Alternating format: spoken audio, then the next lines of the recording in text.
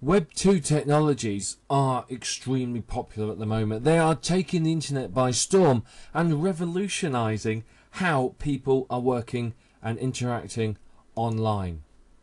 Your target market is likely to be using some Web 2.0 technologies. Whether these are social bookmarking sites or social networking sites, I can't say, but they are likely to be using some of them. If they're not, you're likely to find a segment of your target market there, and possibly even a significant number of them. Web 2.0 technologies are extremely important for traffic generation. They are considered to be authority sites by many of the search engines because the content on there is created by normally real people with real interests. The benefit to you is it allows you to have direct contact with your market. You can interact directly with people who have an interest in your niche. You can establish yourself as an authority, as an expert with them in order to help build a list of followers, build a list of friends, and to make sales. Now, we've got the big sites like Facebook and MySpace, but there are lots of other new niche sites that are being created.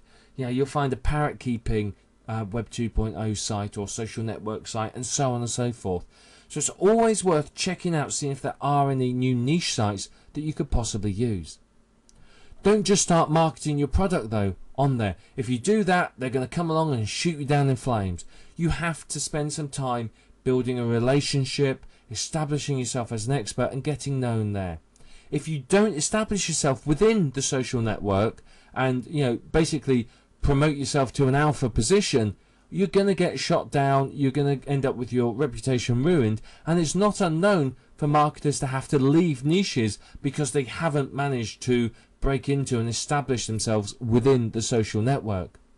You've got to build that trust up with the people on the social network. You've got to build relationships with them, offer information, provide help, be there and be an approachable expert.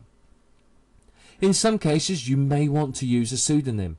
If you're a gentleman, for example, there are certain niches where going in as a man may well not be beneficial to you. There are certain niches that are female orientated. Same with other niches. There are other niches that are male orientated, and a woman will struggle to establish herself as an expert within that niche. So quite often people end up using pseudonyms or other identities, and that's an effective way of using social networks. Social networks will take quite a lot of time for you to work on them. You could try doing lots of them, but you're going to struggle. Just pick 2 or 3 sites and focus on those and do them really, really well than picking a dozen sites and doing them pretty badly. It'll bring more results for you. You have to make sure though that one of these is a niche focused site. So pick a general site like Facebook or MySpace or Twitter or whatever, and then pick one that's focused on your target market. You'll get much more benefit there because you can filter people between the two. You can send people from the main social network through to your niche site, and that's really going to help you. You have to build yourself a network of friends or followers or whatever they're called, and these all have to be people that are interested in that niche, and you have to interact with them. You have to be professional. You have to always be working on the site to establish yourself as an expert with them.